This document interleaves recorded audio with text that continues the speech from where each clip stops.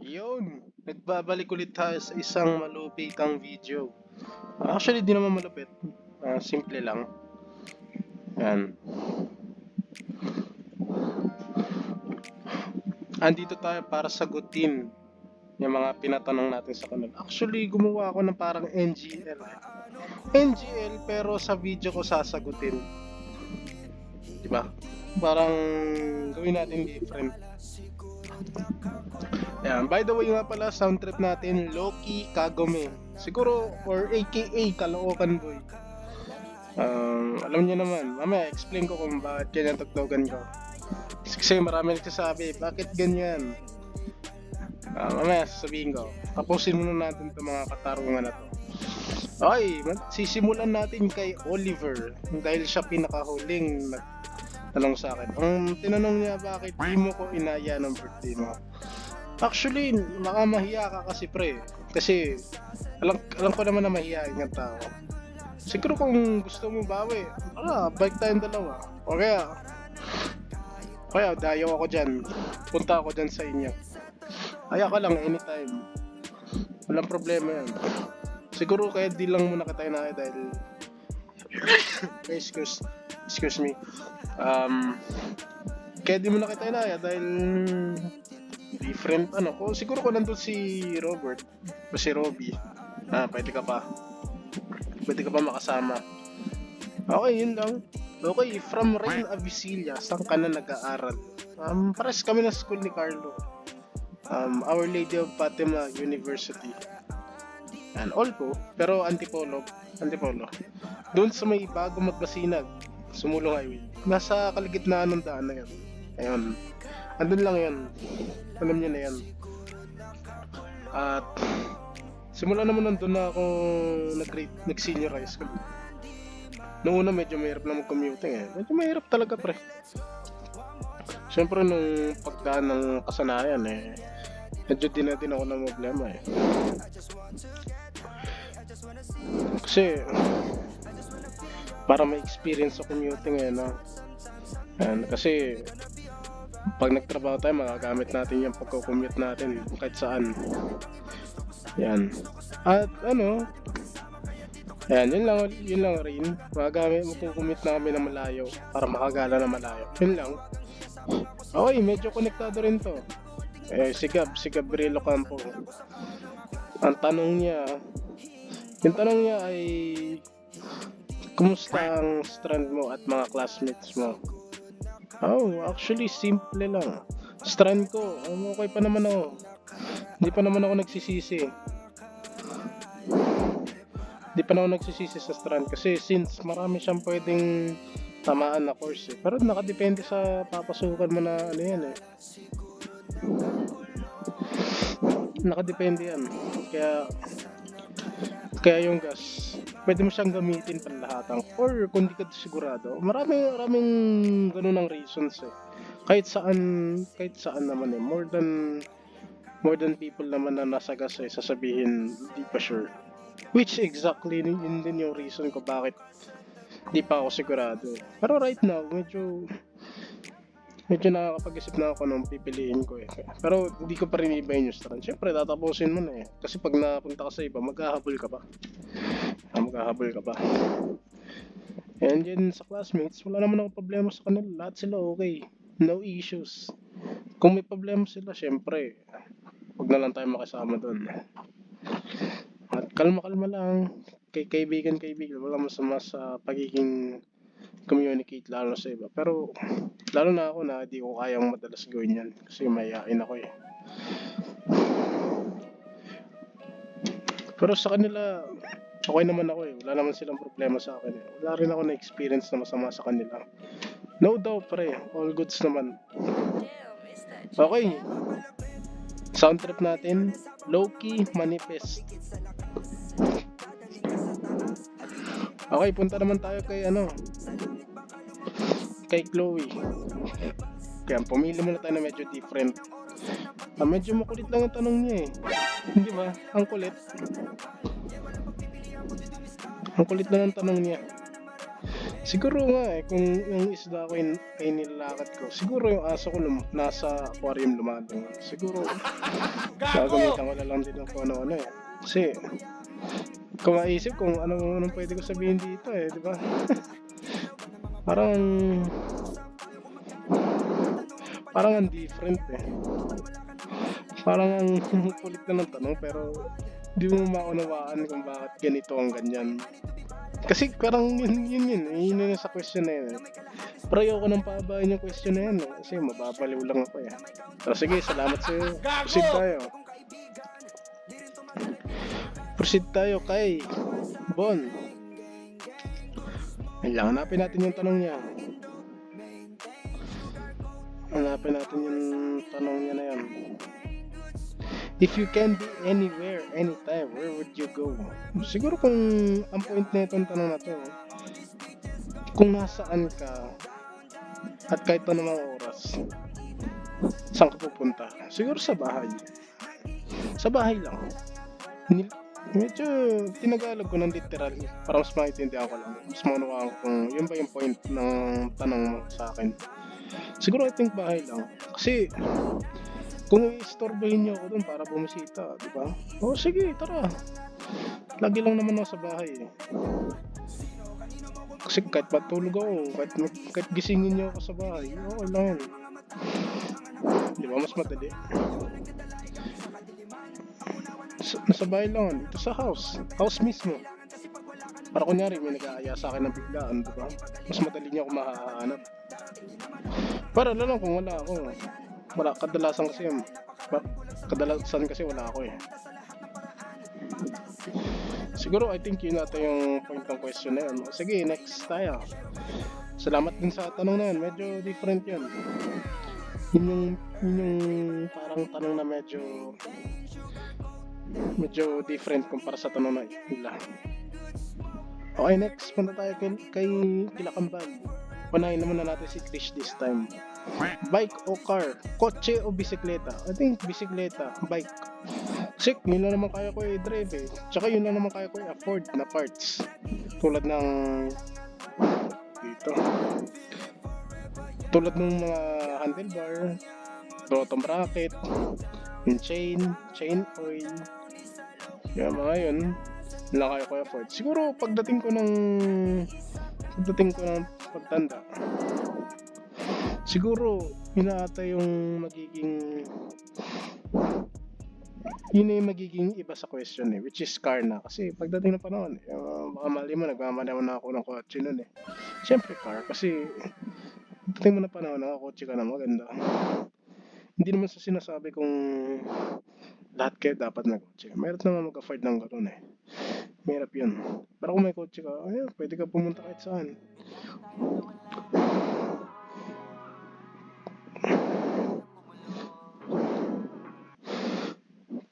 Pwede ka pumunta kahit saan, pwede ka mag-travel. May kasama ka. Wala na kayong problema sa commuting. Pero ang problema nun, gas, gasolina. Diyan nagtataas nga eh. Yan, yun lang Krish. Ayan, sound trip natin na yun, Shanty Dope by Shanty Dope and Black 9, yun lang. And sound trip natin na yun. And punta tayo kay Ara. Anong favorite mong lugar? Siguro right now, marami na akong nagala pero kadalasan ay Manila. Kasi Manila dahil masasabi ko sa Manila dahil marami siyang history about tatlong countries, Spain, US, and Japan. Marami siyang history doon. And about doon, marami ka pwedeng puntahan eh. Luneta, yan, pwede ka pumunta doon. Siguro ang sasakyan mo nun papunta sa Manila ay LRT mula Antipolo hanggang Recto. Magdulo lang. Doon ko na mismo sa Recto bumaba. Pero di ko na alam kung paano pumunta doon galing sa Recto eh. Yun. And then yung National Museum, marami kang madidiscover doon tulad ng species, mga geography ng Pilipinas, mga mga ano, mga what you call this, basta yung mga nangyayari, yung mga kakasuotan ng mga classics. Yan, di ko masabi eh. Medyo, hindi ko nakalimutan ko yung tawag doon. Yung mga dating itsura. Yun, dating itsura. Pero di ko alam, di ko ma-further kung ano yun. Yan. Marami kang makikita dun, kahit buto ng mga dinosaur. Ewan ko totoo yun eh. Di ako sure kung totoo yung mga buto dun eh. Pero makakaganda din dun. Malamig. Hindi siya mainit, malamig siya. Aircon siya dun. Pagdating dun sa mga kwarto-kwarto na puno-puno ng mga bagay-bagay. Tulad mga insekto, mga mapa, mga bundok, geography. Yan, mga maliliit na structure yun. Malamig yun. Malamig naman dun. And then, kung photogenic ka talaga, kunyari, profile, IG, post, siguro, i-recommend ko sa'yo Intramuros, tsaka Fort Santiago. Intramuros, magaganda dun. Siguro pag nag-picture ka dun sa mga spots na yun, sa Intramuros, parang aesthetic eh. Parang may aesthetic nun. Parang ramdam mo na nasa panahon ka dati. Yan. Lalo sa Manila Cathedral. Then sa Fort Santiago naman, marami dun. History. Yes. Marami dun pare.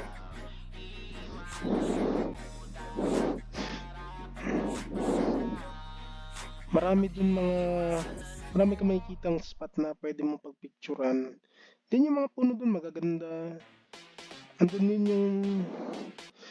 Nandun din yung mga walls kung saan nasira ng mga Japanese ng back in times. Andun yun. At marami. Meron din dun mga cannons eh. Meron dun. At meron dun bakante. Pero puro lumot lang. Ingat lang kayo, baka madulas. Lalo na pagbasa. Yan, marami dun. Kung photogenic ka, pwede mong gamitin yun. Yung Fort Santiago. Marami kang bagay na pwede mong pag-aesthetican dun. Maganda mga spots dun pare. Di malulugi yung suot mo dun. Pero Fort Santiago medyo mainit lang yan. Kasi syempre nasa labas ka eh. Yan.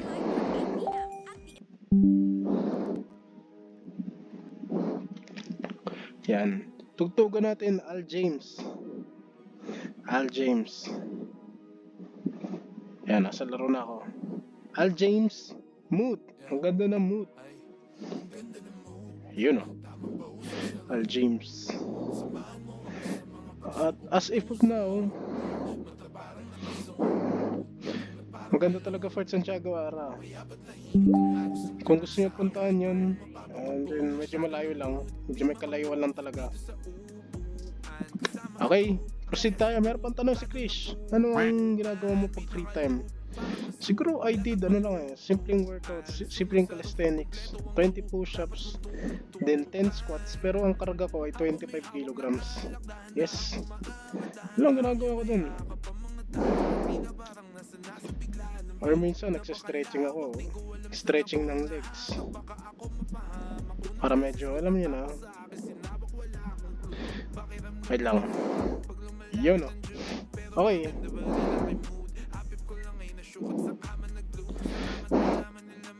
Siguro, pag pagod ako galing school, siguro right now pag galing school, more on tulog at cellphone na lang. Kasi syempre kailangan mo magpahinga or magpa-cool down. Kasi pagod ka eh. Then yung free time mo na yun, pwede mo magamit as pahinga. Para sa susunod na araw, papasok ka na naman. Kasi pag free time pag free time talaga, minsan katalasan ng ginagawa ay naglalaro eh. Kadalasan nun naglalaro talaga. Yan.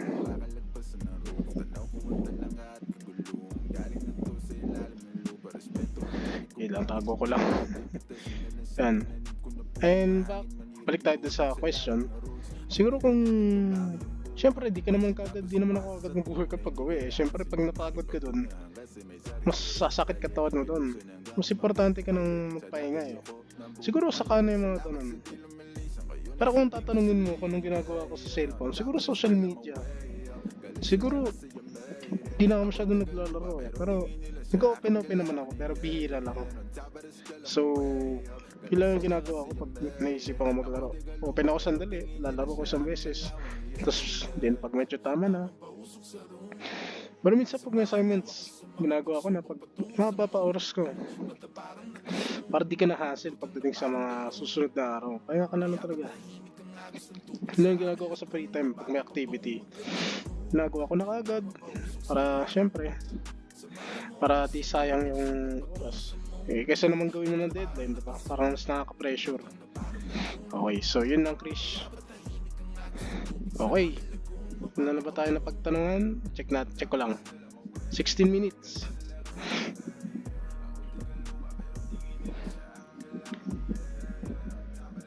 Nagsasalita ako. Yung mic naman ang hindi gumana. So, naputol tayo kay Andre Nicolas Lebrilla. Medyo napakiramdaman ko lang. Okay, sound trip ulit. Mukhang okay na. Okay na, medyo naririnig nyo yung paghinga ko. Naririnig nyo yan kasi ilayo ko. Yan. Medyo ilayo naman natin. Sound trip tayo. Flow G, high score. Bago lang to, last month lang. Okay. What zodiac sign po ba kayo? I think Virgo. Virgo, kasi birthday ko is 28, August 28. Parang nagsa-start yun ng August 23 by September 22. Siguro kung may kakilala kang tumama doon, yan, considered Virgo yan. Kasi ang zodiac kasi nagsisimula yan kay Aries hanggang kay Pisces. Yan. Yan. Medyo pinapakaramdam ko lang yung record kasi naglolo ko. Yan. Okay, next. From Isas Shoho. Si Isabel.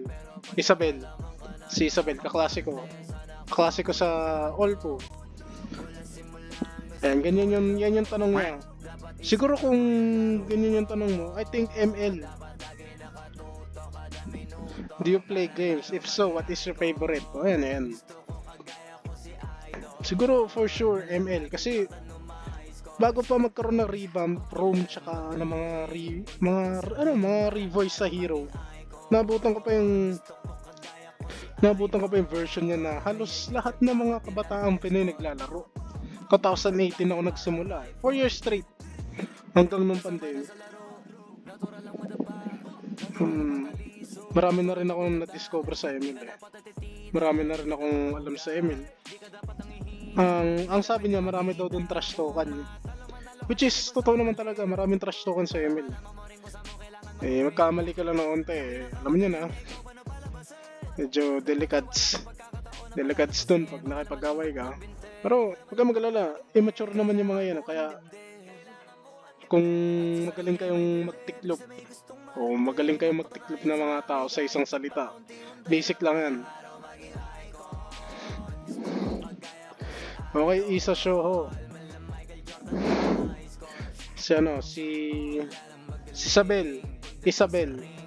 Isa kasi yan, Isabel. Si Isabel. Okay, next. Mga nagtatanong, ilan taon ka na? Ilan taon ka na yun? 17 plus 1, 18 na ako na yun. So yun, medyo nag-iingat lang kasi tulad na ng mga sinasabi ko sa mga nag-18, pwede na makulong. Pwede nang isampahan ng kaso yan. Diba? Okay. 18 years old na. Yan yung mga matatanong ko sa dalawang question nila. Yan yung matatanong ko sa question nila. 18 years old and considered as young adult na. Okay.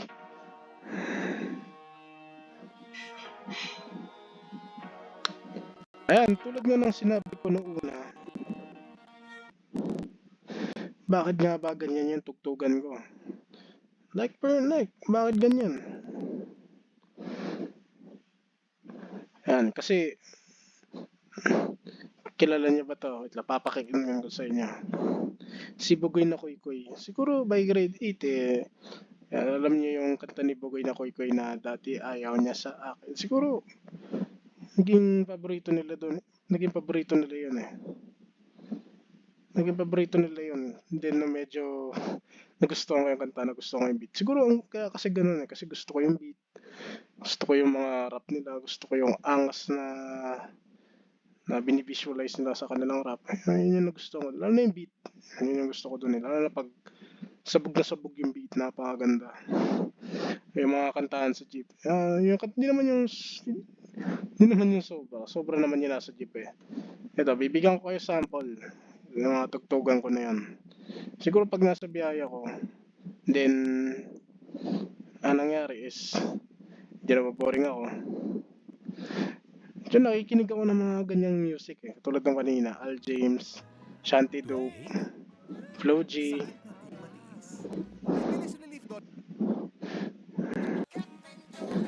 Yan, tulad yan. Bugoy na Koy. Kaya ko kasi. Yan yung sound trip natin. Yan yung sound trip natin. Akala nyo, yung alam ko lang dun is dati ayaw niya na sa akin. Yung kay Isko, yung 2 Joints. Siyempre, marami ko alam kay Koy. Yan. Ganyan yung mga tugtugan ko right now. Yan. Minsan nga, kinakanta ko sa isip ko yan eh. Pero di ko ba kabisado lyrics niyan eh. Pero yung iba niyang kantahan ni Koy, kabisado ko talaga. Pero yan kasi medyo bago lang yan sa akin eh. Medyo bago lang yan. So, galing ang kila Rafael, tsaka ni Patrick.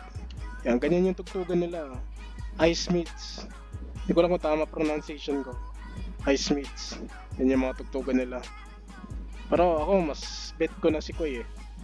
2 joints lang ako. Yan, yun lang. Yun lang yung kusang ko natutunan kay Rob. Medyo maangas kasi yung beat, yung lyrics. Ayun lang. Salamat nga pala sa mga nag-participate ng ating tanong. Maraming salamat dun. Wala akong sasabihin kundi thank you lang kasi buti kayo nag-participate kahit trip ko lang. Sige, sa susunod ulit sa aking solo videos.